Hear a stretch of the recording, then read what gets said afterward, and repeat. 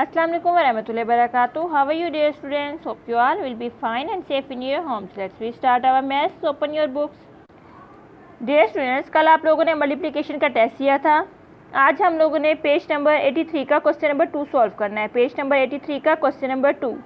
First of all manage your page. Page manage करने के लिए आपने डे और डेट राइट करनी है. What is date today? Date is 30 June 2020 and day is Tuesday. दरमियान में आपने राइट करना है होमवर्क, क्योंकि जो क्वेश्चन आप कर रहे हैं ये आपका होमवर्क है. आपने होमवर्क में राइट करना है. ठीक है बेटा. क्वेश्चन नंबर 2 हमारे पास है. तो उससे पहले आप यहाँ ऊपर देखें. हमारे पास यहाँ पे क्वेश्चन दिया गया है. अंदर हमारे पास है 21, बाहर हमारे पास है 3, यानी 21 को हम 3 पे डिवाइड कर रहे हैं. हमारे पास आंसर आता है 7. अब जो 21 है जिसे हमने अंदर राइट किया जो नंबर, उसे कहते हैं dividend.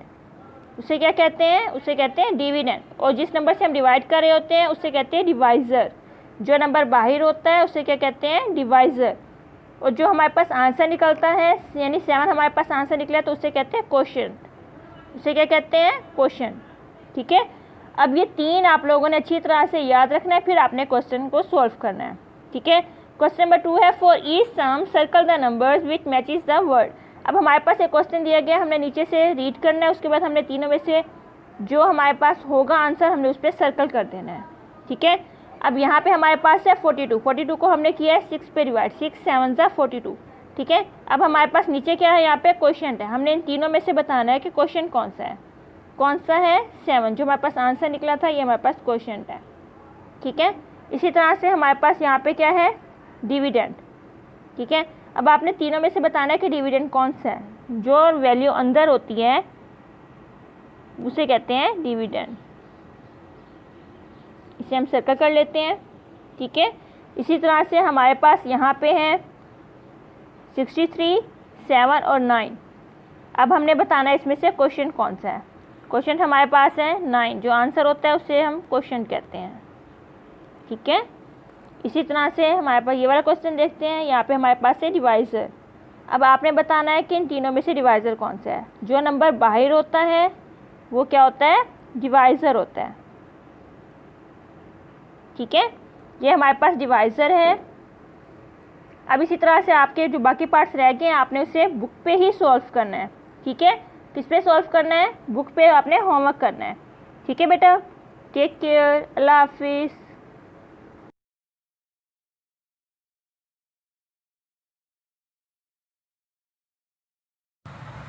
Assalamu alaikum dear students. How are you? Hope you all are fine and safe in your homes. Let me start our period of English. Open your notebooks. Firstly, prepare your notebook. Write the day Tuesday and the date is 13th June 2020. The unit is the foolish crow and the topic is questions answer. And the question number 3 is why was the crow not happy with his looks? Why was the crow? कौवा क्यों नहीं था not happy, खुश क्यों नहीं था with his looks, अपनी look से, यानी कि वो अपनी लुक्स से, अपनी कलर से वो क्यों खुश नहीं था. The answer is because the crow thought that I am so black and अगली. बिकॉज क्योंकि द क्रो थॉट, कौवा जो था वो सोचता था, that I am so black कि मैं बहुत काला हूँ, एंड अगली और बदसूरत हूँ. अगली मीन्स बदसूरत, ब्लैक मीन्स काला. जो कौवा था वो हमेशा यही सोचता था कि मैं बहुत काला हूँ. वो हमेशा दूसरे परिंदों को देखता, वो हमेशा मोर को देखता, कबूतर को देखता, चिड़िया को देखता कि इनको अल्लाह ताला ने कितना खूबसूरत बनाया है, जो कि मैं इन सब में काला हूँ. हालांकि काला होना उसमें अपनी खूबसूरती है. अल्लाह ताला ने उसको जैसा बनाया अच्छा बनाया है. उसके दोस्त उसको समझाते थे कि तुम जैसा भी अल्लाह ताला ने तुम्हें बनाया तुम्हें उसके ऊपर शुक्रगुजार होना चाहिए. लेकिन वो हमेशा यही सोचता था कि I am so black and अगली, कि मैं काला हूँ और बदसूरत हूँ, इसलिए वो अपनी लुक से खुश नहीं था. And the next question is question number 4. Whose feather did the crow attach to his body. Whose feather किसके पर did the crow attach. Crow जो कौवा था उसने अटैच जोड़ लिए थे टू हिज बॉडी, अपने बॉडी के साथ. उसने किसके पर जोड़ लिए थे. तो स्टोरी में हमने पढ़ा था उसने किसके पर जो है वो अटैच किए थे अपनी बॉडी के साथ. And the answer is the crow attached to his body parrots, pigeons and peacocks feather. जो कौवा था उसने जोड़े थे टू हिज बॉडी पैरट्स, अपने बॉडी के साथ पैरट्स के, पिजन्स के एंड पीकॉक्स फीदर्स, और मोर के पर उसने अपनी बॉडी के साथ जोड़ लिए थे. सो 3 क्लास आपने इन क्वेश्चन आंसर्स को अपनी नोटबुक्स पर जो है नोट डाउन करना है और इसका होमवर्क करना है. अच्छा और नीट होमवर्क आप करेंगे, अपनी नोटबुक स्कूल भेजेंगे ताकि मैं आपका होमवर्क चेक करूँ. Our period is over. फी अमानिल्लाह स्टूडेंट्स.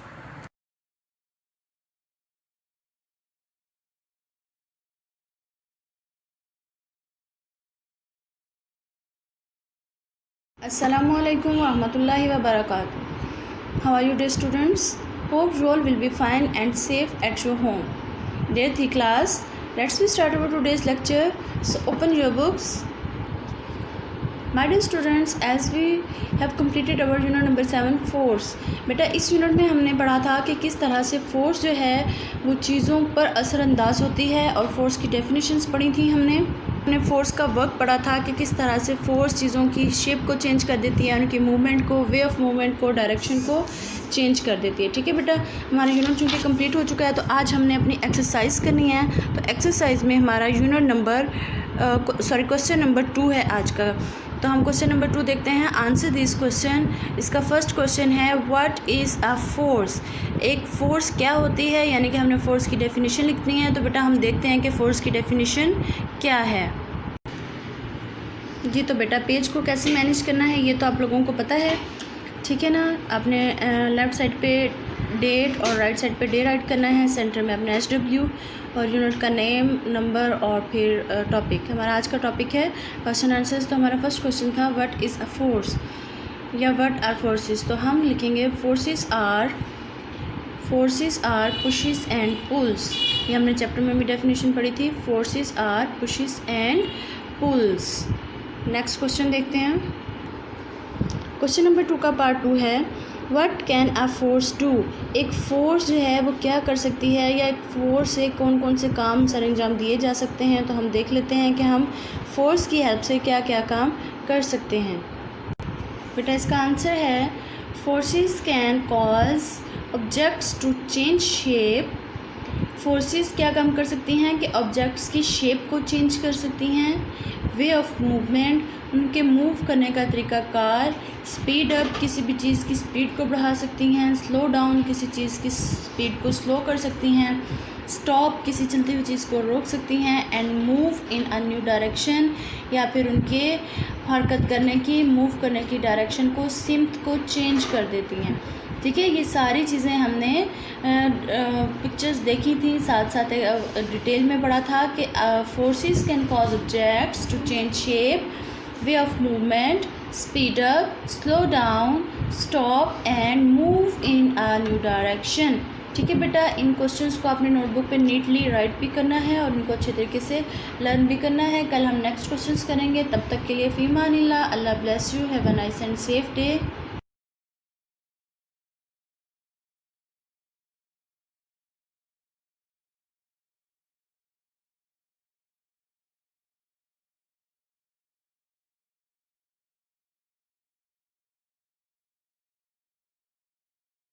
अस्सलाम वालेकुम 3 class. I hope you all are fine at home. मैं उम्मीद करती हूँ मेरे सब प्यारे बच्चे अपने घर में ठीक ठाक और खैरियत से होंगे।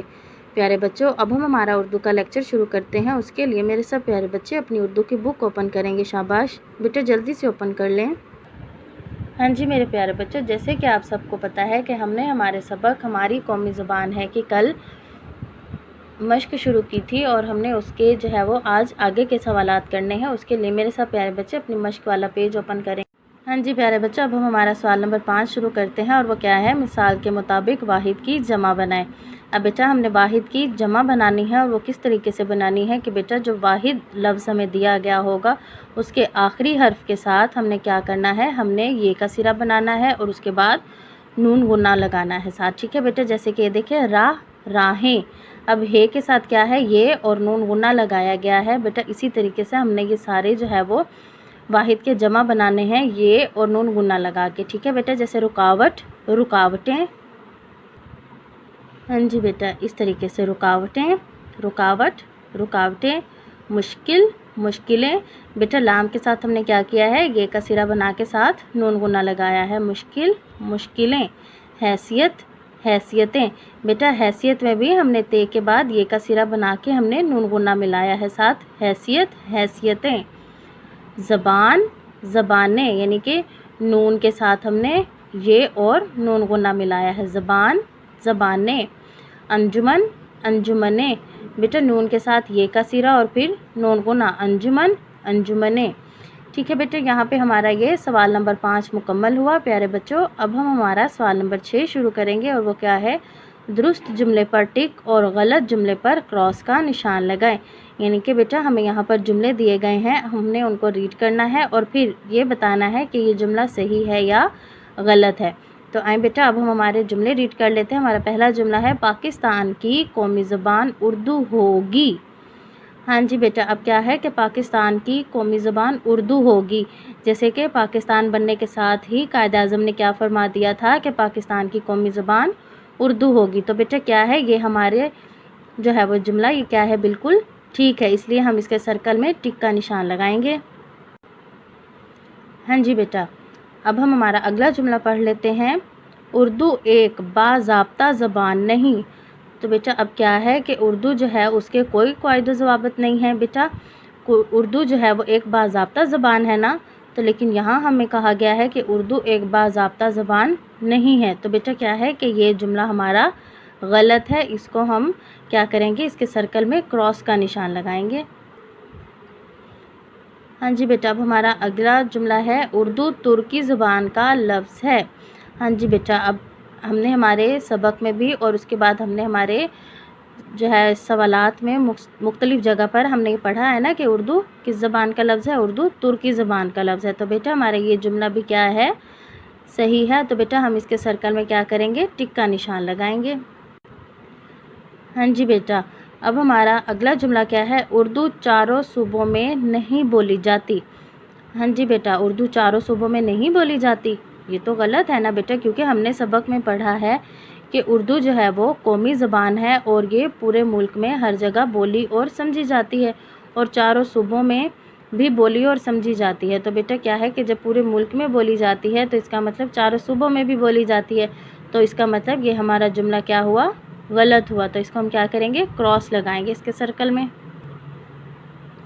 अब हमारा आखिरी जुमला क्या है, उर्दू ज़ुबान के रास्ते में बेशुमार मुश्किलात आईं। हाँ जी बेटा, अब क्या है कि उर्दू को एक कौमी ज़बान बनने और एक मज़बूत ज़बान बनने में बेटा उसको बहुत मुश्किलात का सामना करना पड़ा। तो बेटा हमने अपने सबक में भी रीड की थी ये बात, तो इसका क्या मतलब है कि ये हमारी जो है इबारत, ये हमारा जुमला बिल्कुल ठीक है। हम इसके सर्कल में क्या लगाएंगे, टिक का निशान लगाएंगे। हाँ जी प्यारे बच्चे, इसके साथ ही हमारा ये सवाल नंबर 6 मुकम्मल हुआ। अब हम हमारा अगला सवाल देख लेते हैं। हाँ जी बेटा, अब हमारा सवाल नंबर 9 हम शुरू करेंगे। बेटा सवाल नंबर 9 शुरू करने से पहले हम ये जो हमें कुछ मिसालें दी गई हैं अलिफ और बे, हम इनको पढ़ लेते हैं। अब बेटा ये क्या है, सलमा किताब पढ़ती है। तो बेटा आपको याद होगा कि जब हमने हमारे जो है वो प्रेजेंट टेंस यानी कि मौजूदा ज़माना फ़ेल हाल जब पढ़ा था, तो बेटा उसकी क्या पहचान थी, उसके आखिर में ता है, ती है, ते है आता है। ठीक है बेटा, तो अब इस जुमले के आखिर में क्या है, ती है। तो बेटा ये क्या है, ये मौजूदा ज़माने का फ़िक्रा है, यानी कि सलमा किताब पढ़ती है। बेटा ये काम वो मौजूदा ज़माने में कर रही है, ये काम हो रहा है। तो बेटा अब क्या है कि सलमा किताब पढ़ती है, ये मौजूदा ज़माने का जुमला है। ठीक है बेटा, और अब हमारी अगली मिसाल क्या है, सलमा किताब पढ़ेगी। अब बेटा गी का क्या मतलब है कि अभी उसने ये काम किया नहीं है, अभी वो करेगी, यानी कि आने वाले या अगले कुछ वक्त में या अगले दिन या अगले हफ्ते किसी भी टाइम में वो ये काम करेगी, यानी कि वो किताब पढ़ेगी। हाँ जी बेटा, वो जुमले जिसके आखिर में बड़ी ए के बाद गा गी गे आता है वो कौन से होते हैं, वो ज़माना मुस्तकबिल के जुमले होते हैं, यानी कि वो ज़माना जो आने वाला होता है, अभी आया नहीं होता, उसको हम क्या कहते हैं, ज़माना मुस्तकबिल कहते हैं। ठीक है बेटा, अब जो है हमें यहाँ पर दो जो है वो ज़माने दिए गए हैं, एक मौजूदा ज़माना यानी कि ज़माना हाल और दूसरा जो है वो आने वाला ज़माना यानी कि ज़माना मुस्तकबिल। तो बेटा अब हम देख लेते हैं कि हमारे इन मिसालों के मुताबिक हमारे सवाल नंबर 9 में क्या लिखा है। ऊपर दी गई मिसाल के मुताबिक ज़माना हाल के जुमलों को ज़माना मुस्तकबिल में तब्दील करें। अब बेटा क्या है कि ये सारे जो हमें जुमले दिए गए हैं ये कौन से ज़माने के दिए गए हैं, ज़माना हाल के यानी कि मौजूदा वक्त के दिए गए हैं। अब बेटा हमने क्या करना है, हमने इनको बदल कर हमने मुस्तकबिल के ज़माने में तब्दील करना है, यानी कि ज़माना मुस्तकबिल यानी कि आने वाले ज़माने में हमने इसको तब्दील करना है। ठीक है बेटा, अब हम देख लेते हैं हमारे जुमले कौन से हैं? हमारा पहला जुमला अहमद स्कूल आता है। अब आता है क्या है बेटा? ता है ना इसके आखिर में, तो ये क्या है? ये मौजूदा ज़माना है। अब जब हम इसको मुस्तकबिल में तब्दील करेंगे तो बेटा क्या हो जाएगा? अहमद स्कूल आएगा। क्या है? अहमद स्कूल आएगा। आता है वो किस में तब्दील हो जाएगा? आएगा, यानी कि वो काम अभी हुआ नहीं है, वो आने वाले ज़माने में होगा। तो अहमद स्कूल आएगा, यहाँ पर हम लिख लेंगे इसको। हाँ जी बेटा, अब ये देखें जब हमने इसको मुस्तकबिल में तब्दील किया तो बड़ी ए के बाद क्या आया? गा। तो बेटा इसी तरीके से जो हमारे मुस्तकबिल के फ़िक्रे ये जुमले होते हैं उनके आखिर में बड़ी ए के बाद गा, गी, गे आता है। ठीक है बेटा। अब हमारा अगला जुमला देख लेते हैं। लुबना सोती है, यानी कि ये मौजूदा ज़माने का है, इसके आखिर में ती है। तो बेटा जब हम इसको मुस्तकबिल के ज़माने में तब्दील करेंगे तो बेटा ये क्या हो जाएगा? लुबना सोएगी। लुबना सोएगी। ती है जो है वो बड़ी ए के बाद गी में तब्दील हो जाएगा। लुबना सोती है, लुबना सोएगी। बेटा अब हम इसको यहाँ पर लिख लेते हैं। हाँ जी बेटा, अब ये हमारा फ़िक्रा मुकम्मल हुआ। लुबना सोएगी। देखें बेटा अब बड़ी ए के बाद गी का इस्तेमाल हुआ है क्योंकि ये लड़की है लुबना। ठीक है बेटा। अब हमारा अगला जो है वो जुमला देख लेते हैं।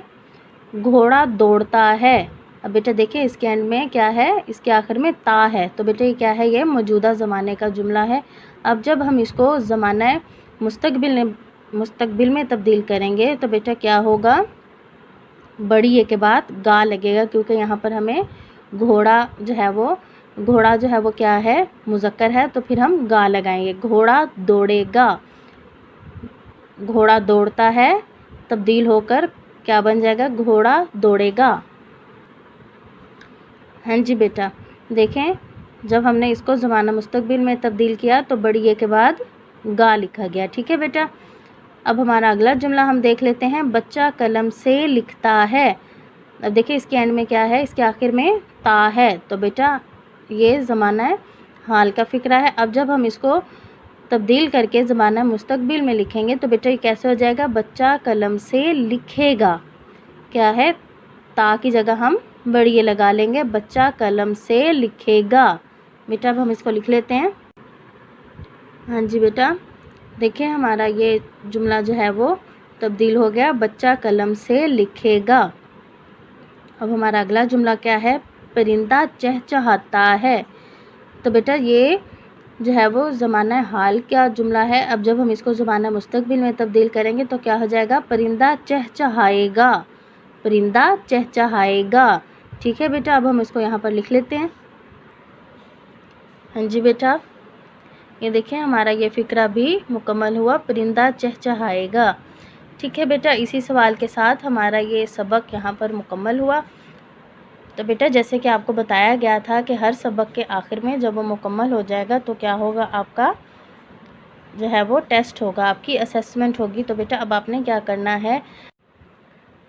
तो मेरे सब प्यारे बच्चों ने इस सबक को अच्छे तरीके से रिवाइज़ करना है, इसकी मश्क को अच्छे तरीके से रिवाइज़ करना है और अपने टेस्ट की तैयारी करनी है। ठीक है बेटा, अपना ख्याल रखें, अपना काम वक्त पर करें और अपने मम्मा पापा का एहतराम करें। ठीक है बेटा, अल्लाह हाफिज़।